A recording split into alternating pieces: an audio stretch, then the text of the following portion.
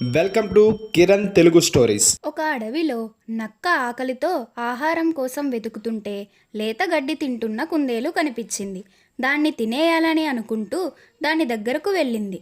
తప్పించుకోలేనని అర్థమైన కుందేలు తన తెలివిని ఉపయోగించింది. నన్ను తినడం వల్ల నీ ఆకలి పూర్తిగా తీరదు. మా ఇంటి దగ్గర నా ఇల్లాలు ఉంది.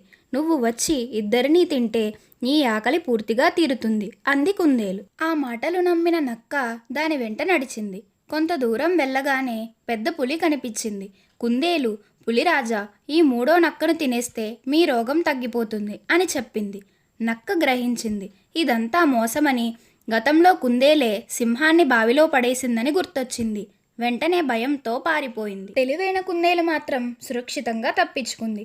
పిల్లలు, ఈ కథలో నీతేమిటంటే సమస్య ఎదురైనప్పుడు తెలివితేటలతో పరిష్కారం వెతకాలి, తొందరపడి నిర్ణయం తీసుకోవాలి. ఈ వీడియో మీకు నచ్చినట్లయితే లైక్ చేయండి, షేర్ చేయండి, మా ఛానల్ని సబ్స్క్రైబ్ చేయండి.